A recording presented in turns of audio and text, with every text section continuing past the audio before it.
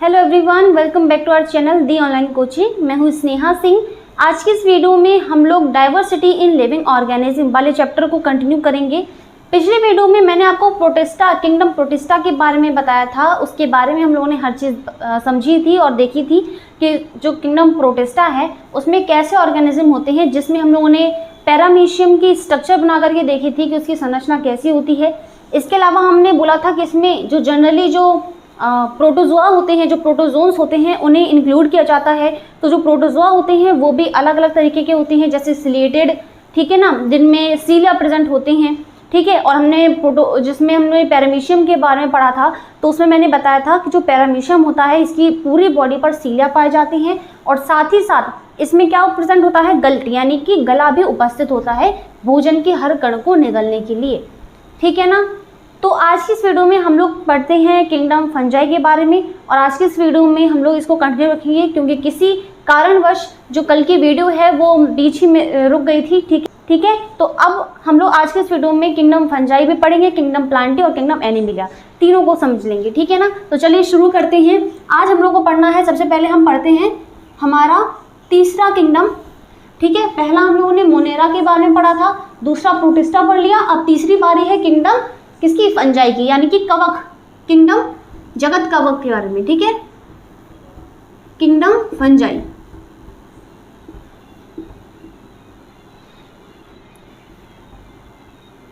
कवक,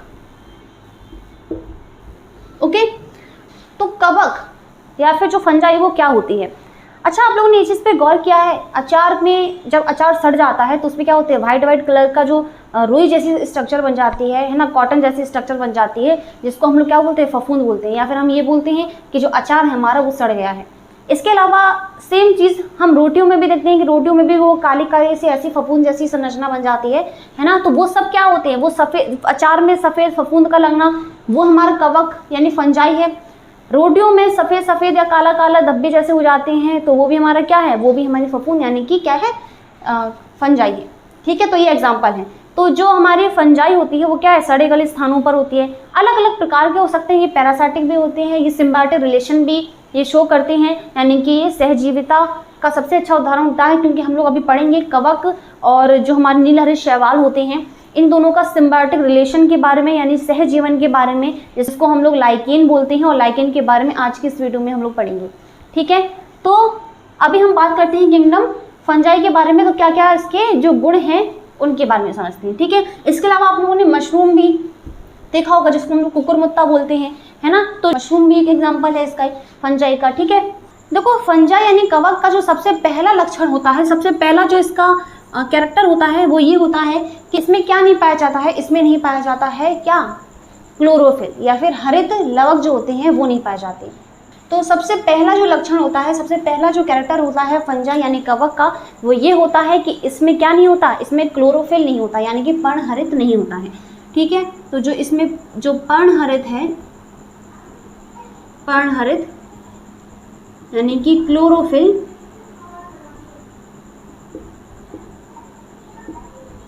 वो क्या होता है, एब्सेंट यानी कि अनुपस्थित। और ये चीज़ हम लोगों ने जब हम लोग प्रकाश संश्लेषण और अप्रकाश संश्लेषण का डिवीज़न देख रहे थे तो मैंने आपको बताया था कि जो हमारे फंजाई है वो क्या होते हैं, अप्रकाश संश्लेषी होते हैं, जो फोटोसिंथेसिस नहीं कर पाते। कारण क्या है कि इसमें क्या नहीं होता, क्लोरोफिल नहीं होता है। आप जानते हो कि प्रकाश संश्लेषण के लिए जो क्लोरोफिल है वो बहुत ज़्यादा ज़रूरी होता है, क्योंकि इसी भाग से क्या होता है, जो प्रकाश होता है उसको खींचा जाता है, उसको ट्रैप किया जाता है पत्तियों में, ठीक है। या फिर हम बोल सकते हैं प्लांट के जितने भी हरे भाग होते हैं उनमें क्लोरोफिल होता है, क्योंकि इसका नाम ही है पर्णहरिम यानी कि ग्रीन पिगमेंट का होना, ओके, क्लोरोफिल, ठीक है। तो ये क्या नहीं होता, इसमें प्रेजेंट नहीं होता। दूसरी चीज़ क्या है, ठीक है ना। अब इसके बाद देखो, पर्णहरिम इनमें अनुपस्थित है, यानी कि इनमें क्लोरोफिल नहीं हो रहा है। इसका मतलब ये कैसे होंगे, ऑटोट्रॉफिक तो होंगे नहीं, यानी कि स्वपोषी नहीं होंगे, स्वपोषण इनमें नहीं हो सकता, अपना खाना ये खुद नहीं बना सकते, ठीक है। तो कैसे होंगे, परपोषी होंगे या फिर विषमपोषी, विषमपोषी होती है। अब मैं इसको बार बार नहीं बताऊंगी विषमपोषी और स्वपोषी क्या होते हैं, हेटेरोट्रॉफिक होंगे, ठीक है ना। तीसरी चीज़ कहाँ पर प्रेजेंट होते हैं, यानी स्थानों की बात करें, स्थानों की बात करें तो ये देखो सड़े गले स्थानों पर पाए जाते हैं, सड़े गले ठीक है, चमड़े पर, ठीक है, रोटी पर, खाद पर और अचार, मुरब्बा आदि। ठीक है, खाद, अभी मैंने जो मशरूम की बात की थी वो खाद के ऊपर ही जो है वो उगते हैं, है ना। आपने कई बार देखा होगा कैसी स्ट्रक्चर होती है, देखो ज़रा बता रही हूँ मैं, ऐसा कुछ होते हैं, ऐसी स्ट्रक्चर, ऐसा छाता जैसा होता है ऊपर होती है, तो यही तो होता है मशरूम। ठीक है, तो ये मशरूम जो है कहाँ पर पाए जाते हैं, खाद में, रोटी, अचार, मुरब्बे, इन सब चीज़ों पे जो फंगस है हमें देखने को मिलता है। ठीक है ना, तो स्थानों की बात हुई कि कहाँ पर प्रेजेंट होते हैं। फोर्थ, देखो प्रजनन की बात करें तो दोनों तरह से हो सकता है, अलैंगिक भी हो सकता है, अलैंगिक जनन होता है। ठीक है ना, इसके अलावा वर्धी प्रजनन भी हो सकता है और लैंगिक जनन भी हो सकता है। ठीक है ना, लैंगिक जनन गैमेट फॉर्मेशन के द्वारा, युग्मक संलयन द्वारा। समझ में आई बात। तो इतने तरह के जो हम बोल सकते हैं प्रजनन यानी कि जो रिप्रोडक्शन है ये शो करता है। ठीक है, इतनी तरह से रिप्रोडक्शन ये कर सकता है, यानी अलैंगिक यानी कि एसेक्सुअल रिप्रोडक्शन और लैंगिक यानी कि सेक्सुअल रिप्रोडक्शन भी ये दर्शाता है। पांचवी चीज़ कि ये कई तरह के होते हैं, उसमें हम आएंगे। सबसे पहले बात करते हैं कि इनका जो आवरण है वो किसका बना होता है, काइटिन का बना होता है। किसका बना होता है आवरण, जो है आवरण वो किसका, काइटिन का। आवरण किसका, काइटिन का बना होता है, काइटिन। ठीक है, जिनमें वास्तविक सेल्यूलोज जो है, वास्तविक सेल्यूलोज वो अनुपस्थित होता है, यानी नहीं पाया जाता।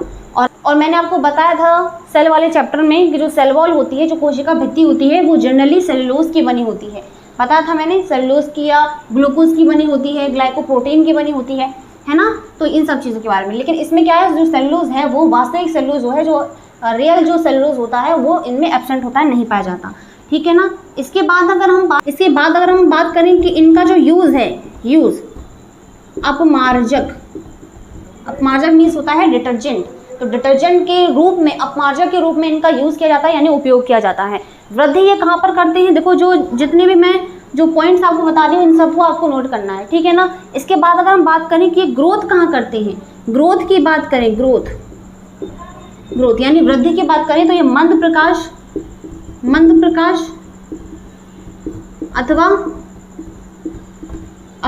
अंधेरे में ये क्या करते हैं, वृद्धि करते हैं। समझ में आई बात। ठीक है, तो अंधेरे में या जो कम जहाँ पर रोशनी यानी कि रोशनी वहाँ पर नहीं पहुँच सकती है, यानी प्रकाश उतना नहीं जा सकता है, वहाँ पर ये क्या करते हैं, ग्रो करते हैं, यानी कि वहाँ पर ये वृद्धि करते हैं, वहीं पर इनका विकास होता है। समझ में आई बात। यूज़ क्या होता है, अपमार्जक यानी डिटर्जेंट के फॉर्म में इनका यूज़ किया जाता है। ठीक है ना।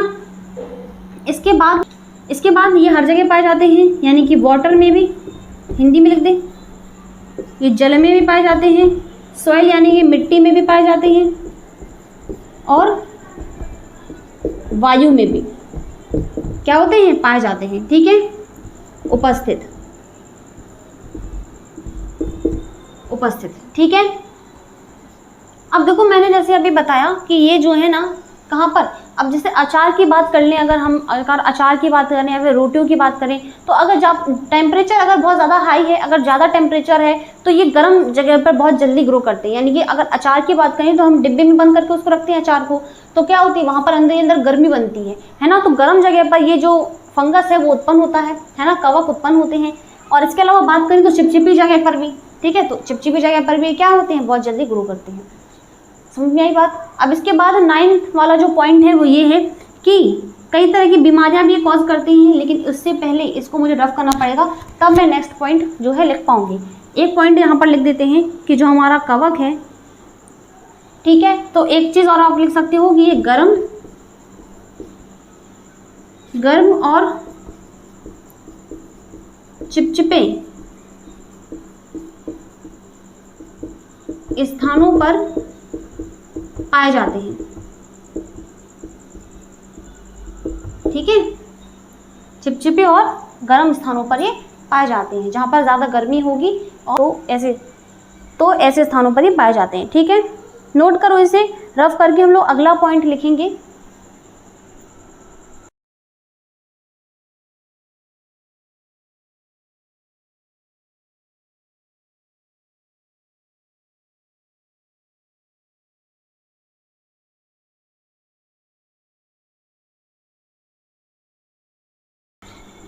देखो 9 पॉइंट तक मैंने बता दिया था। अब 10th वाला जो पॉइंट है वो ये है कि इनका जो भोजन है वो किसके रूप में संचित करते हैं। भोजन का संचयन जो है, संचयन यानी कि ये अपने लिए जो भोजन का संचय है वो संचय है, ये ग्लाइकोजन, वसा अथवा या फिर ग्लाइकोजन या वसा की बूंदों के रूप में ये अपने लिए जो भोजन है उसका संचय करते हैं। यानी कि अपने लिए ये जो भोजन है उसका संचय जो है किसके रूप में करते हैं, ग्लाइकोजन या फिर वसा की बूंदों के रूप में।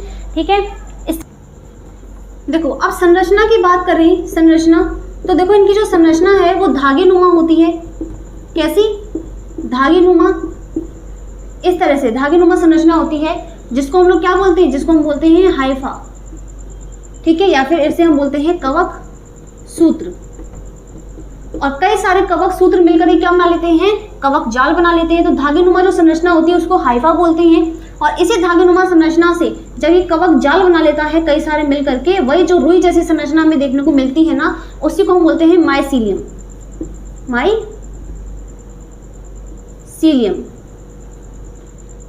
ठीक है, कवक जाल, इसको हम बोलते हैं कवक जाल। और कवक सूत्र से मिलकर क्या बना लेता है कि कवक जाल बना लेता है। तो इस तरह की संरचना, यही वो संरचना है जो हमें रोटियों के ऊपर देखने को मिलती है, जो हमें अचार के ऊपर देखने को मिलती है। और ऐसी ऐसी संरचना मिलकर ये क्या बना लेते हैं, ये बना लेते हैं जो मशरूम होता है वो। ठीक है ना, तो ये संरचना होती है इनकी। इसके बाद अगर हम बात करें तो ये कई तरह का होता है। सबसे पहले हम बात करते हैं जो कि क्या होता है, मृतोपजीवी। मृतोपजीवी,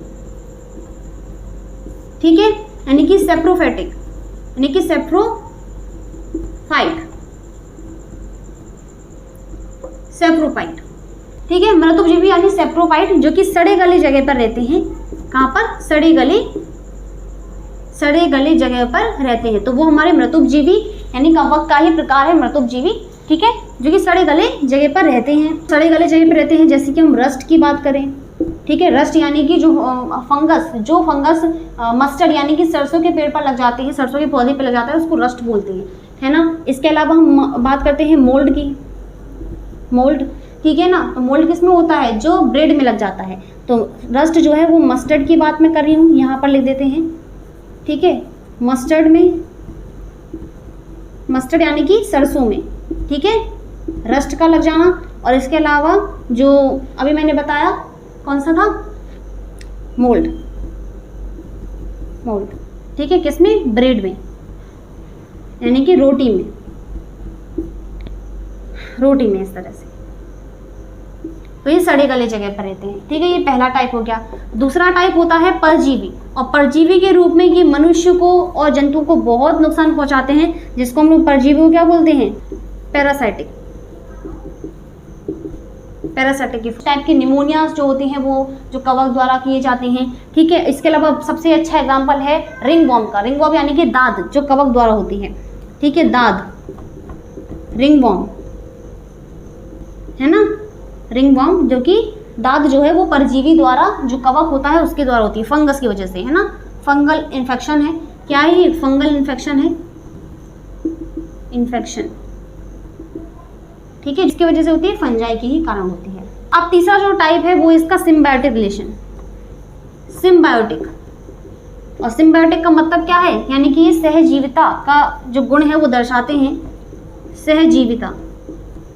अभी पढ़ेंगे हम इसको, इसके बाद, इसको कंप्लीट करने के बाद मैं सहजीविता यानी कि सिम्बायोटिक रिलेशन बताऊंगी। किस किस के बीच होता है ये, हमारे फंजाई के बीच, fungi plus blue green algae, blue green algae, ठीक है, यानी नील हरे शैवाल के बीच में होता है ना। तो इन दोनों के बीच में ये सिम्बायोटिक रिलेशन को शो करता है, इसको भी हम पढ़ेंगे। अब देखो इसके बाद जो 13 वाला पॉइंट है वो ये कि इसका क्या होता है, यूज भी होता है, जैसे मैंने अभी अपमार्जक के रूप में बताया। लेकिन अगर हम ह्यूमंस की बात करें तो ये किसमें, पेनिसिलियम, पेनिसिलियम, पेनिसिलियम या फिर पेनिसिलिन जो है, जो कि क्या है, फंजाई का ही एक रूप है। ठीक है ना, कवक का ही एक रूप है, जो कि क्या है, एक एंटीबायोटिक है। एंटीबायोटिक के रूप में भी जो है, जो कवक है उसका यूज किया जाता है। तो ये भी हमारा एक तरह से हम बोल सकते हैं कि पैरासाइटिक भी होता है, लेकिन यूज भी होता है इसका कुछ, है ना। तो बेनिफिशियल भी होता है। तो ये क्या था, किंगडम फंजाई के बारे में मैंने आपको अभी बताया, इसको नोट करो। इसके बाद हम लोग पढ़ते हैं लाइकेन के बारे में, फिर उसके बाद हम लोग पढ़ेंगे किंगडम प्लांटी और किंगडम एनिमिलिया, जो कि बहुत छोटे छोटे हैं तो बहुत बड़े, लेकिन अभी हम 5 किंगडम क्लासिफिकेशन को समझ रहे हैं, तो उसमें इतना जो है आपको सिर्फ और सिर्फ ओवरव्यू जानने के लिए देखना है, ठीक है। फिर उसको हम इस चैप्टर में पूरा डिटेल में जानेंगे कि किंगडम प्लांटी में किस किस तरह के पेड़ पौधे होते हैं और एनिमिलिया में किस किस तरह के जंतु होते हैं, ठीक है। तो नोट करो इसे।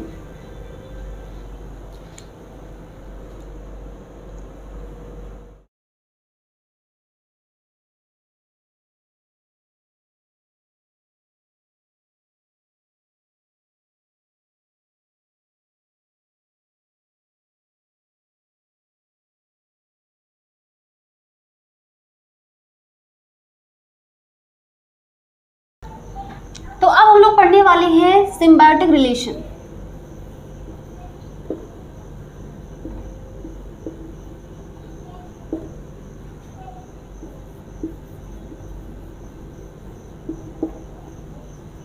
ठीक है, सिम्बायोटिक रिलेशन जिसको हम क्या बोलते हैं, लाइकेन बोलते हैं, लाइकेन, लाइकेन, ठीक है ना। किससे मिलकर बना होता है, एक तो हमारा क्या होता है, एक हमारा होता है कवक यानी कि फंजाई, एक हमारा होता है कवक यानी फंजाई, और दूसरा हमारा होता है नील हरित शैवाल, जिसको हम लोग ब्लू ग्रीन एल्गी या फिर ग्रीन ब्लू एल्गी कुछ भी बोल दो, ठीक है, ब्लू ग्रीन एल्गी, ओके। तो इन दोनों का ही सिम्बायोटिक रिलेशन होता है, यानी कि सहजीविता ये दर्शाते हैं। क्या बोलते हैं सिम्बायोटिक रिलेशन को, सहजीविता, सहजीवन या फिर सहजीवन, ठीक है, सहजीवन। तो सिम्बायोटिक रिलेशन या फिर जो सहजीवन है, इसमें होता क्या है, अभी मैंने आपको बताया था कि जो हमारा फंजाई है वो क्या नहीं कर सकता, फोटोसिंथेसिस नहीं कर सकता। क्यों नहीं कर सकता, क्योंकि इसमें एब्सेंट होता है क्या, क्लोरोफिल यानी पर्णहरित। इसके साथ ही साथ अगर हम दूसरी ओर नील हरित शैवाल की बात करें, तो नील हरे जो शैवाल होते हैं ये क्या कर सकते हैं, फोटोसिंथेसिस कर सकते हैं और साथ ही साथ केमोसिंथेसिस भी कर सकते हैं, है ना। तो शैवाल को मैंने अभी बताया था कि शैवाल क्या कर सकता है, फोटोसिंथेसिस कर सकता है। अब इसके बाद फंजाई और एल्गी जो है ये दोनों क्या करते हैं, आपस में सिम्बायोटिक रिलेशन दर्शाते हैं। क्यों, क्योंकि एक जगह फंजाई है जो कि फोटोसिंथेसिस नहीं कर सकता, तो इसे क्या चाहिए, खाना चाहिए, और दूसरी ओर नील हरे शैवाल की बात करें तो ये फोटोसिंथेसिस करके क्या बना सकता है, भोजन बना सकता है। तो ये न्यूट्रिशन के लिए, और जो हमारा एल्गी है वो किसके लिए, सरफेस के लिए, यानी कि एब्जॉर्प्शन के लिए। ये किस चीज के लिए, किस पे डिपेंड होता है, कवक पर, और कवक फूड के लिए यानी खाना के लिए, सर्वाइव करने के लिए किस पे डिपेंड करता है, फंजाई पर। तो इस तरह से एक दूसरे से क्या करते हैं, सहजीविता का रिश्ता निभाते हैं, यानी कि ये सिम्बायोटिक रिलेशन दिखाते हैं, ठीक है ना। इसी को हम बोलते हैं लाइकेन या फिर सहजीविता, यानी कि symbiotic relation of fungi and blue green algae, okay. तो अब देखो यहाँ पर जो कवक है ये क्या नहीं कर सकता, भोजन का निर्माण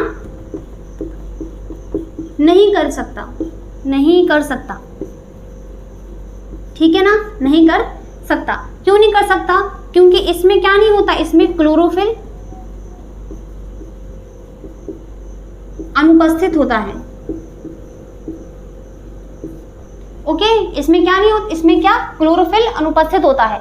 लेकिन मैंने अभी आपको बताया था क्या, कि ये जो हमारा फंजाई है ये हाइफा से मिलकर बना होता है, हाइफा से मिल करके ये माइसीलियम बना लेता है, यानी कि क्या बना लेता है, एक कवक जाल बना लेता है। यानी कि ये क्या दे सकता है, जो हमारा नील हरे शैवाल है इसको वाटर का एब्जॉर्प्शन करके इसको देगा, यानी कि जो भी मटेरियल इसको चाहिए वो उसको देगा, और साथ ही साथ क्या देगा, साथ ही साथ एक सरफेस देगा, यानी कि उसे एक पनाह देगा, ठीक है ना, शेल्टर प्रोवाइड करेगा, ठीक है ना।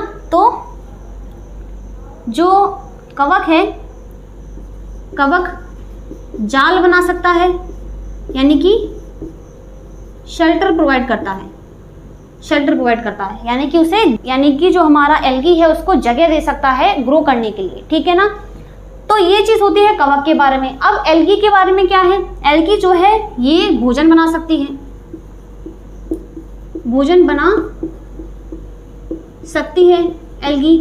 क्यों? क्योंकि ये फोटोसिंथेसिस कर सकती है, फोटोसिंथेसिस कर सकती है। एल्गी पता है क्या है? एल्गी शैवाल, जिसको हम लोग क्या बोलते हैं, कई बोलते हैं। कभी देखा है तालाब में या पानी वगैरह की जो जगह होती हैं, पोखर वगैरह में, जो हरी हरी जो मतलब पानी की जगह है, और जैसे हम सीढ़ियों से उतरते हैं तो वहाँ पर कोने में क्या लग जाती है, हरी हरी काई लग जाती है, तो वही होती है हमारी एल्गी। ठीक है, तो फोटोसिंथेसिस कर सकती है, खाना बना सकती है। ठीक है ना, तो ओके, खाना बना सकती है। और साथ ही साथ ये जो कवक जाल है, ये क्या कर सकता है, इसको एब्जॉर्प्शन कर सकता है। ये एब्जॉर्प्शन यानी कि अवशोषण कर सकता है, अवशोषण। ठीक है, अवशोषण कर सकता है यानी कि एब्जॉर्प्शन कर सकता है। और जो भी मटेरियल होगा, जो भी पानी वगैरह की जो जितनी भी ज़रूरत होगी, उसकी पूर्ति कर देगा नीलहरी शैवाल को खाना बनाने के लिए।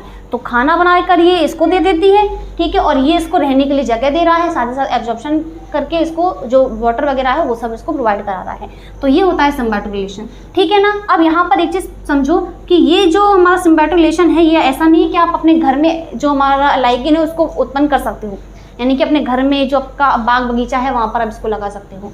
जो हमारा लाइकेन है वो सिर्फ और सिर्फ ग्रो कर सकता है कहाँ पर, नॉन पॉल्यूट एरिया में, जहाँ वातावरण जो है वो स्वच्छ हो, नॉन पॉल्यूट एरिया हो, यानी कि बिल्कुल भी कोई भी तरह का जो पॉल्यूशन वगैरह है, ठीक है ना, वो बिल्कुल ना हो। प्रदूषण वगैरह, जो प्रदूषित स्थानों पर ये नहीं रह सकते।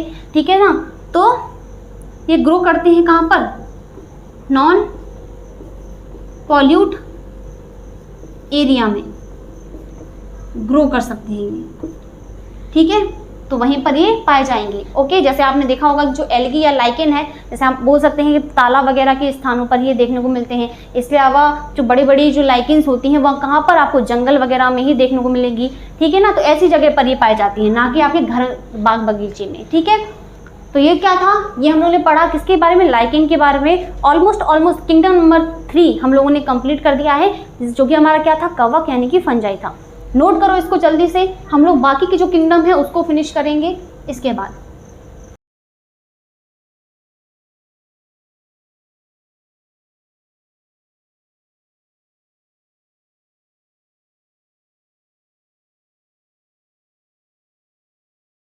अब बाकी की जो दो हमारे किंगडम है, एक किंगडम प्लांटे और दूसरा किंगडम एनिमेलिया। चाहूँ तो मैं इसको ओरली बता दूं, लेकिन फिर भी लिखूंगी, क्योंकि अगर वीडियो में ये दो किंगडम नहीं दिखे तो आप सोचोगे कि सिलेबस में, कि वीडियो लेक्चर्स में ये दो किंगडम पढ़ाए नहीं गए हैं। ठीक है, तो किंगडम 3 तक हम लोगों ने पढ़ लिया था। किंगडम नंबर 4 और किंगडम नंबर 5 दोनों को एक ही जगह में बता दूंगी। किंगडम नंबर 4 है जो कि हमारा क्या है, किंगडम प्लांटी, है ना, यानी कि पादप जगत। ओके, और जो 5वां हमारा है वो है किंगडम एनिमेलिया,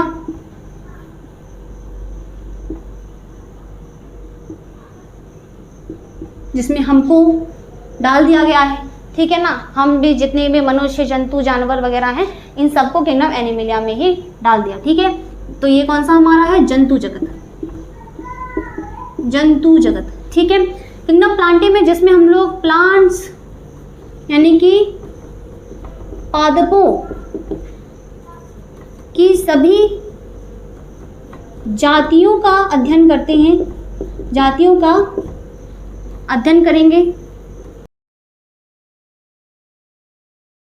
ये कोई ब्रांच नहीं है, ठीक है, ये किंगडम है जिसमें हम कई तरह के एनिमल्स की वैरायटीज को देखेंगे, उनकी स्पीशीज को देखेंगे, उनके बारे में स्टडी करेंगे। ठीक है, और जबकि यहाँ पर हम सभी प्रकार के जो भी एनिमल्स होते हैं, जिसमें हम ह्यूमंस भी इंक्लूड हैं, तो एनिमल्स, ठीक है, यानी कि जंतुओं, इंसेक्ट्स वगैरह, जितनी भी हमारे स्पीसीज हैं, स्नेक्स वगैरह, इंसेक्ट वगैरह, ठीक है ना, मैमल्स, इन सब के बारे में स्टडी करेंगे किंगडम एनिमेलिया में। ठीक है, तो एनिमेलिया जंतुओं की सभी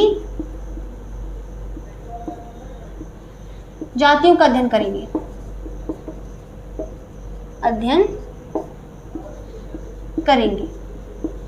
ओके, और जी देखो प्लांट्स में देखो सभी प्रकार के कैसे बहुकोश के जीव होंगे, यानी कि मल्टी सेलुलर आ जाएंगे, इसमें मल्टी सेलुलर होंगे। साथ ही साथ कैसे यूकैरियोटिक होंगे, कैरियोटिक्स, ठीक है, यानी कि हमारे यूकैरियोटिक प्रकार के होंगे। और ये सब क्या कर सकते हैं, फोटोसिंथेसिस कर सकते हैं, फोटोसिंथेसिस कर पाएंगे यानी प्रकाश संश्लेषण कर सकते हैं। और कोशिका भित्ति पाई जाएगी यानी कि सेल वॉल्ड होंगे, ठीक है, यानी कि जिनमें सेल वॉल यानी कोशिका भित्ति पाई जाएगी, तो ये कैरेक्टर्स प्रेजेंट होंगे, ठीक है। और फोटोसिंथेसिस के लिए किसका प्रयोग करेंगे, क्लोरोफिल का, ठीक है। फोटोसिंथेसिस किसके द्वारा करेंगे, क्लोरोफिल के द्वारा, और होता है क्लोरोफिल के द्वारा ये, ठीक है। अब एनिमल किंगडम एनिमिलिया में क्या क्या चीज़ें पढ़ेंगे, इसमें क्या क्या आते हैं, इसमें भी बहुकोशिकीय जीव यानी कि मल्टी सेलुलर आ जाएंगे, ऑर्गेनिज्म मल्टी सेलुलर होंगे और यूकैरियोटिक होंगे, साथ ही साथ, ठीक है। और हेटेरोट्रॉफिक यानी कि विषमपोषी होंगे, ठीक है। और ये कैसे होते हैं, ऑटोट्रॉफिक होते हैं यानी कि ये स्वपोषी होंगे, ठीक है, स्वपोषी होंगे, और ये विषमपोषी होंगे। और इनमें जो सेल वॉल है वो नहीं होगी, फोटोसिंथेसिस भी नहीं कर सकते, और फोटोसिंथेसिस नहीं कर सकते इसका मतलब क्या है कि क्लोरोफिल जो है वो भी नहीं होगा, ठीक है। तो ये हमारा चौथा और पांचवा जो जगत है यानी किंगडम एनिमिलिया और किंगडम प्लांटी, इन दोनों के बारे में भी समझ लिया, ठीक है। तो 5 किंगडम क्लासिफिकेशन हम लोगों ने पढ़ लिया है। उम्मीद है कि आपको 5 किंगडम क्लासिफिकेशन समझ में आया होगा। अब अगली वीडियो से हम लोग इसके आगे स्टार्ट करेंगे, हम लोग किंगडम प्लांटी से स्टार्ट करेंगे, ठीक है, इसके बारे में समझेंगे।